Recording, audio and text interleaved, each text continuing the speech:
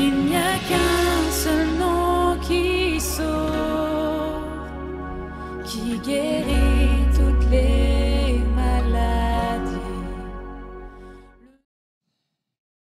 Peuple de Dieu, chers internautes, d'emblée, je vous salue dans le précieux nom de notre Seigneur et Sauveur Jésus-Christ.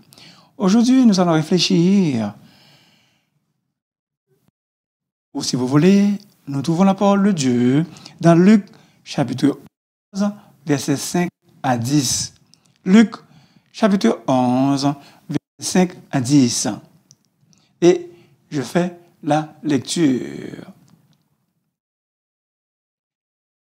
Il leur dit encore, c'est Jésus qui parle, il leur dit encore, si l'un de vous a un ami et qu'il aille le trouver au milieu de la nuit pour lui dire, ami, prête-moi 3 pains, car un de mes amis est arrivé de voyage chez moi et je vais à lui offrir. Et si de l'intérieur de sa maison, cet ami lui répond, ne m'importune pas. Soulignez ça, c'est très important. Ne m'importune pas. La porte est déjà fermée. Mes enfants et moi sommes au lit. Je ne puis me lever pour te donner des pains. Je vous le dis, même s'il ne se levait pas pour les lui donner parce que c'est son ami, il se lèverait à cause de son importunité et il lui donnerait tout ce dont il a besoin. Et moi, je vous dis, demandez et l'on vous donnera. Cherchez et vous trouverez. Frappez et l'on vous ouvrira. Car quiconque demande reçoit. Celui qui cherche trouve. Et l'on ouvre à celui qui frappe. Parole du Seigneur.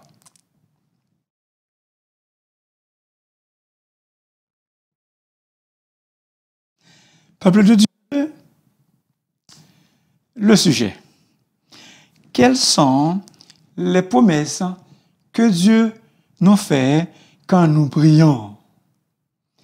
Quelles sont les promesses que Dieu nous fait quand nous prions avec une entière persévérance? Avec une entière persévérance. Avant d'aller plus loin, il nous faut définir le vocable importunité. Ce mot a le sens fort de hardiesse, d'effronterie, d'urgence et de persistance, comme l'insistance persévérante d'un mendiant désespéré. C'est important, je reprends. Et de persistance, comme l'insistance persévérante d'un mendiant désespéré. 2 points. Le premier, résumé et l'explication de la parabole. Elle concerne une personne qui reçoit un visiteur inattendu, imprévu, en pleine nuit, qui lui demanda 3 pains. Malheureusement, il n'avait pas assez de nourriture pour le visiteur. Rien, absolument rien à lui offrir. Cette personne va chez un voisin et insiste en frappant à sa porte, dérangé de son sommeil. Il exprima d'abord son mécontentement et refusa de rendre le service demandé. Mais comme cet homme n'arrêtait pas de frapper sur la porte, insistait sans gêne, sans honte. Il décida finalement de se lever et de donner à ce voisin inquiet ce dont il a besoin. Justement, cette parabole enseigne la persévérance dans la prière.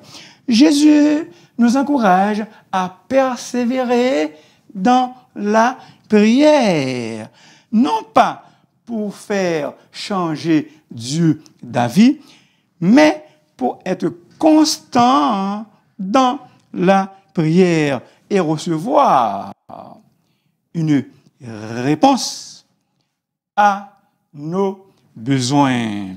Peuple de Dieu, quel ami fidèle et tendre, nous avons en toujours prêt à nous entendre, à répondre à notre cri.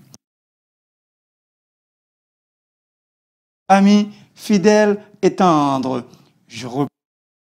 Dieu en Jésus-Christ est notre ami fidèle et tendre. Il nous donne par le plaisir de donner. Au milieu de la nuit, à minuit, visite ennuyeuse, un visiteur ennuyeux, désagréable, ils ont visité des méplaies.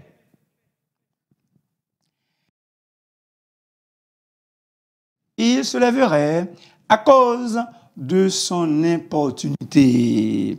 Une demande dérangeante. Ici, il est question d'insistance. Une insistance effrontée. Écoutez un verset, s'il vous plaît. Je vous le dis, même s'il ne se lève pas pour les lui donner parce qu'il est son ami, il se lèvera à cause de son insistance effrontée. Traduction, la Nouvelle Bible, second. Hello, peuple de Dieu. Est-ce que vous êtes là? Bien que l'ami qui a du pain chez lui, le verset 3, soit endormi et réticent à se lever, néanmoins, à cause de l'obstination effrontée de l'importun, il lui donnera du pain. C'est une parabole de contraste, un peuple de Dieu. Si même un ami sur cette terre cède à contre-temps, à l'improviste, brusquement, à combien plus forte raison Dieu répondra-t-il sans qu'on ait à l'agacer, sans qu'on ait à l'achaler, sans qu'on ait à le tourmenter, même s'il semble tarder, à cause de son importunité, anaïdeia, qui signifie sans égard, sans gêne, sans honte, sans pudeur, témérité, ferveur. À minuit, peuple de Dieu, c'est une heure indigne, mais en tout temps. Mais en tout temps. En temps et hors de temps. En temps ou hors de temps. L'ami n'hésite pas à aller frapper, même à minuit. Peuple de Dieu, imitez, suivez l'exemple de ce sollicitaire. Imitez, suivez l'exemple de ce solliciteur. N'hésitez pas. Allez. Est-ce que vous êtes là? Je reprends. En tout temps, à tout moment, nous pouvons aller à Dieu, la bonne porte, pour lui faire nos demandes. Il ne va pas nous repousser à n'importe quel moment, comme le texte, comme le verset le dit. Approchons-nous donc avec assurance. Une assurance inébranlable, avec foi, du trône de la grâce, afin d'obtenir miséricorde et de trouver grâce pour être secouru dans nos besoins. Le croyant, peuple de Dieu, doit s'adresser à Dieu, doit s'approcher avec assurance et persévérance, comme à un Père généreux et fidèle. Peuple de Dieu, en Arabie Saoudite, selon la coutume du pays, que renforce le décret du roi Aboul Aziz en 1952, toute personne a le droit d'accès au législateur pour présenter ses requêtes et sa défense. Que le législateur soit un chef tribal, un gouverneur ou le monarque lui-même, même le plus pauvre peut s'approcher son souverain pour plaider sa cause. En réalité, n'importe qui peut venir. Les dirigeants savent que les gens peuvent regarder vers eux quand ils sont dans le besoin. Les dirigeants savent pertinemment que les gens peuvent se focaliser vers eux pour avoir de l'aide.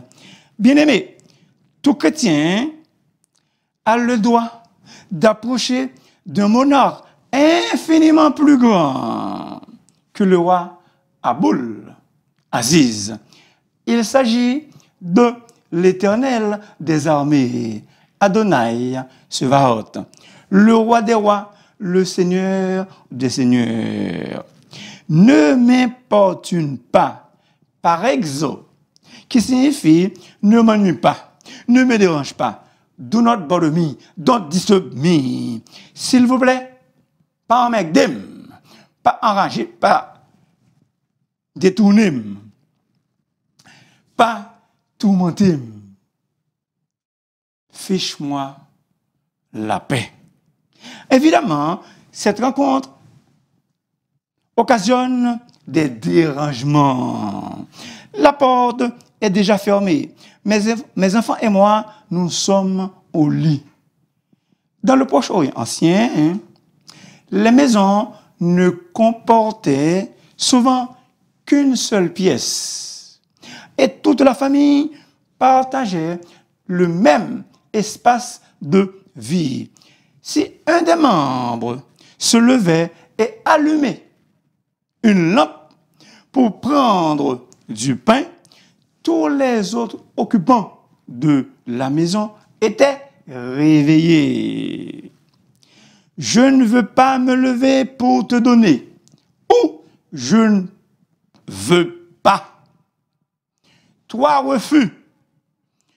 Je ne veux pas me lever. Je ne veux pas ouvrir. Et je ne veux pas donner. Deuxième point, les promesses de Dieu. Non, non, absolument non. Les promesses de Dieu ne failliront jamais. Si tu es menteur, c'est toi qui failliras. Dans notre péricope, les promesses, elles, se tournent, elles, gravitent autour de trois verbes. Demander, chercher et frapper. L'impératif présent en grec suggère une action continue. Ainsi, les verbes demander, chercher et frapper signifient littéralement continuer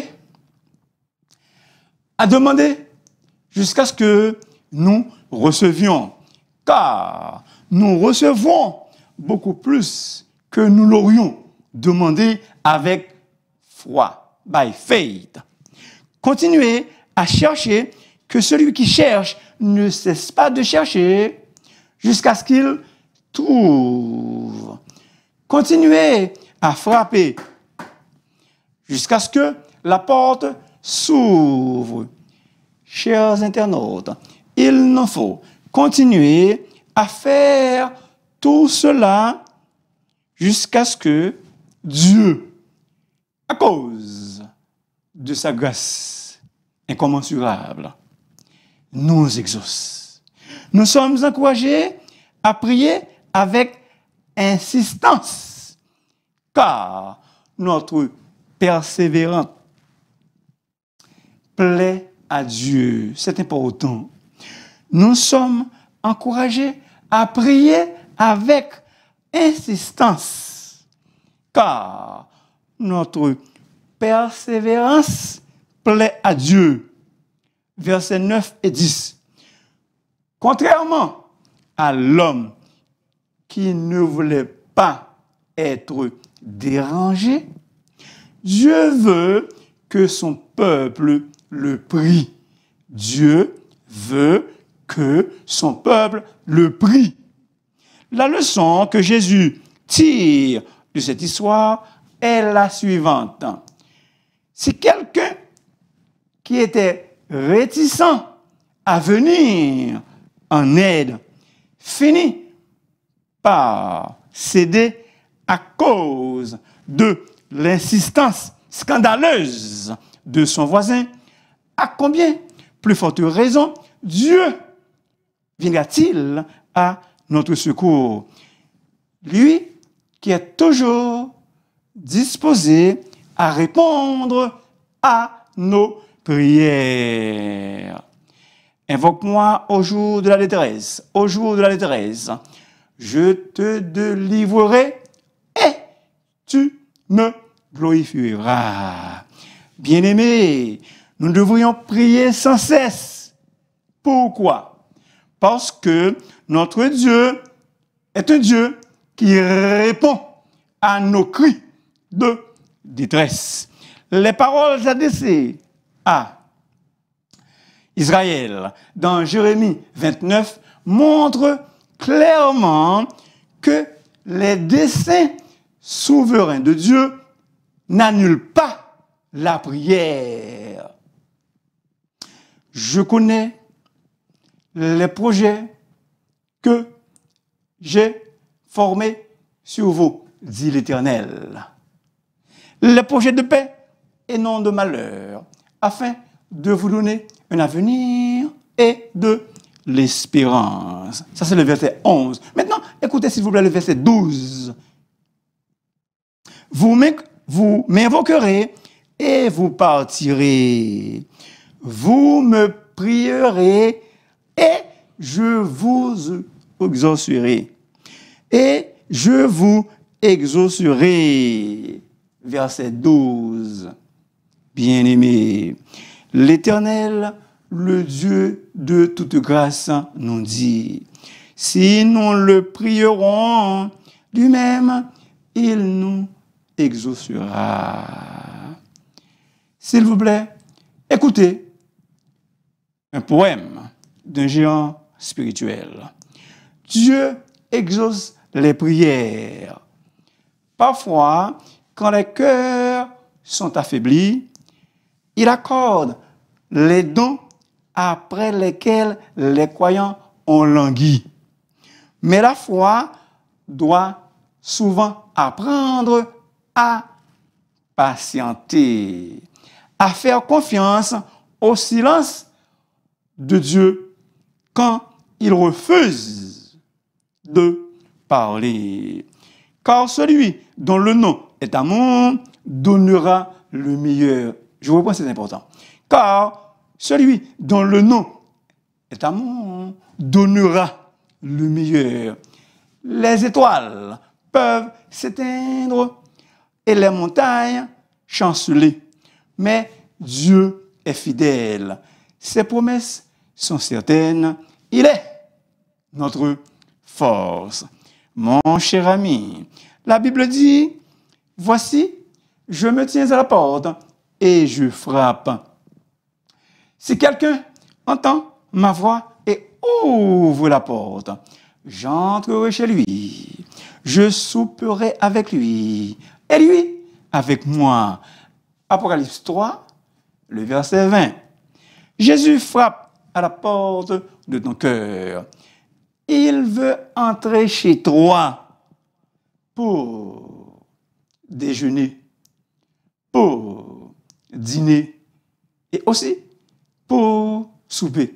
Et j'imagine, pour prendre des collations. Et pour souper avec toi et lui avec toi. Jésus frappe à la porte de ton cœur. Veux-tu le lui ouvrir? C'est le ciel qu'il t'apporte. Ouvre-lui. Ouvre aujourd'hui. Chez toi. Jésus veut prendre place. Pourquoi? Parce que quand la mort va te surprendre, seul Jésus pourra te défendre. Il te prendra sous son aile.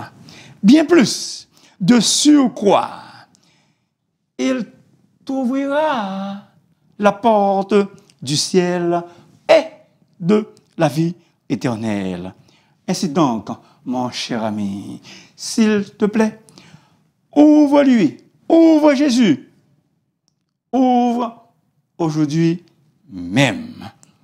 Dans ce passage, Jésus nous encourage à prier avec hardiesse, avec ardeur, avec ferveur, car la prière fervente du juste a une grande efficacité. Jacques 5, verset 16. Leonard Ravenhill a déclaré: l'Église a beaucoup d'organisateurs, mais peu d'agonisants. L'Église a beaucoup qui paient, mais peu qui prient. Beaucoup d'entrepreneurs, mais peu d'intercesseurs.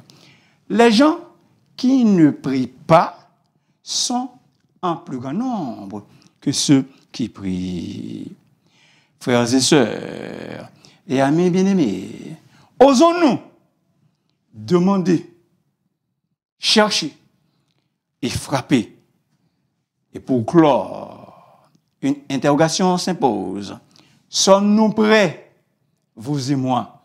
Sommes-nous prêts à nous lever au milieu de la nuit pour prier pour un frère, une sœur dans le besoin? Vous et moi, est-ce que nous sommes prêts, connaissant un frère ou une sœur dans le besoin? Est-ce que nous sommes prêts pour se lever pendant la nuit pour intercéder pour ses bien-aimés? Merci beaucoup de m'avoir écouté. S'il vous plaît, n'oubliez pas de vous abonner et de partager l'émission à vos prochains.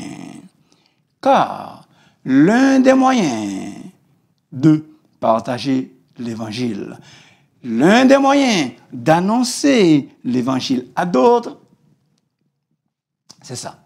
C'est partager l'émission à d'autres. En faisant cela, ce faisant, vous prêchez aussi l'Évangile de grâce.